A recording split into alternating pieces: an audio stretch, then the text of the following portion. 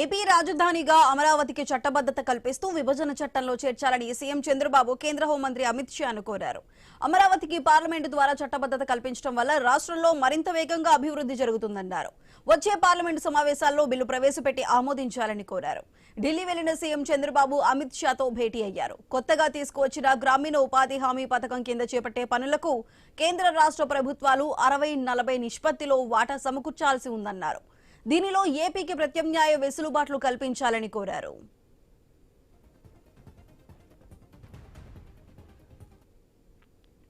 ఫిబ్రవరి 1న ప్రవేశపెట్టబోయే కేంద్ర బడ్జెట్లో ఏపీకి ప్రాధాన్యం ఇవ్వాలని అమిత్ షాకు చంద్రబాబు విజ్ఞప్తి చేశారు.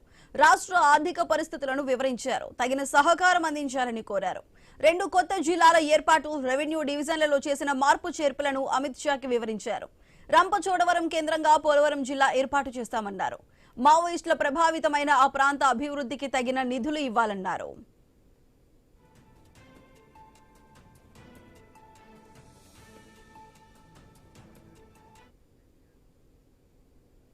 ఏపీలో మౌలిక వస్తువులను పునరుద్ధరించడానికి మూలధన వ్యయం కోసం తగిన ఆర్థిక వనరులు కల్పించాలని చంద్రబాబు కోరారు. రాష్ట్రంలో భారీ ప్రాజెక్టుల ఏర్పాటుకు కేంద్రం నుంచి ఆర్థిక సాయం ఇవ్వడంతో పాటుగా వేగంగా అనుమతులు ఇవ్వాలని విజ్ఞప్తి చేశారు. పూర్వోదయ పథకం కింద రాష్ట్ర ప్రభుత్వం సమర్పించిన ప్రతిపాదనలకు త్వరగా ఆమోదముద్ర వేసి నిధులు విడుదల చేయాలని కోరారు. పోలవరం, అమరావతి ప్రాజెక్టులను సకాలంలో పూర్తి చేసేందుకు చేయూతనివ్వాలని చంద్రబాబు విజ్ఞప్తి చేశారు.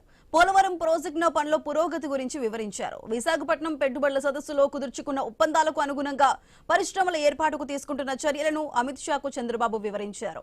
అయితే అమిత్ షా చంద్రబాబు భేటీకి సంబంధించిన మరింత సమాచారాన్ని మా ప్రతినిధి కాంతి అందిస్తారు. కాంతి, చెప్పండి. ఆంధ్రప్రదేశ్ రాజధానిగా అమరావతిని ఖరారు చేస్తూ పార్లమెంట్ లో బిల్లు పెట్టి చట్టబద్ధత కల్పించాలని కేంద్ర హోంశాఖ మంత్రి అమిత్ షాను సీఎం చంద్రబాబు నాయుడు కోరారు.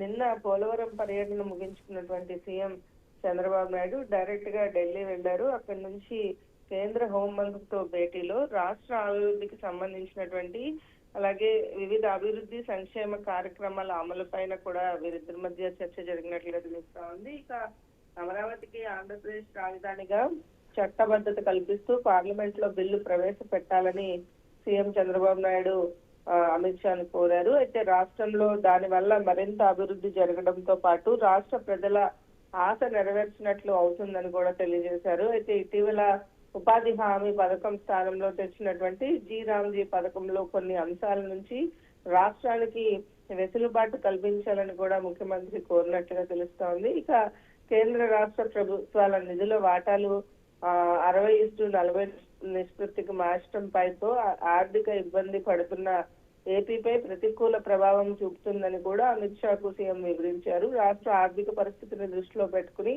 ప్రత్యామ్నాయ ఆర్థిక వెసులుబాటు కల్పించాలని కూడా కోరడం జరిగింది. అయితే ఆర్థికంగా కుదేలైనటువంటి రాష్ట్రాన్ని గాడిలో పెట్టేందుకు కేంద్రం ఇప్పటికే సహకరిస్తుంది. ఇంకా ఇదే తరహా సహకారాన్ని కూడా కొనసాగించాలని కూడా సీఎం కోరారు. ఇక రాష్ట్రంలో జరుగుతున్నటువంటి అభివృద్ధి సంక్షేమ కార్యక్రమాలు, ఇక తాజా పరిణామాలపైన కూడా వీరిద్దరూ చర్చలో చాలాసేపు చర్చించుకున్నట్లుగా తెలుస్తోంది. ఇక పూర్తిగా అమరావతి రాష్ట్ర రాజధానికి చట్టబద్ధత కల్పించే అంశం పైన సీఎం చంద్రబాబు నాయుడు అమిత్ షా తోటి భేటీ అయ్యారు. దీనికి సంబంధించినటువంటి అంటే అనేక పథకాలు అమలవుతున్నాయి. అలాగే కొన్ని ప్రాజెక్టులకు కూడా కేంద్రం నుంచి సహకారం అందిస్తున్న నేపథ్యంలో ప్రాజెక్టులకు సంబంధించినటువంటి పనులు, పోలవరం ప్రాజెక్టు పనుల పురోగతితో వివరించడంతో పాటు విశాఖపట్నంలో పెట్టుబడుల సదస్సులో చేసుకున్నటువంటి ఎంఓయూలకు సంబంధించి కూడా సీఎం చంద్రబాబు నాయుడు అమిత్ షాకు వివరించారు. ఈ నేపథ్యంలో చట్టబద్ధత కల్పించినట్లయితే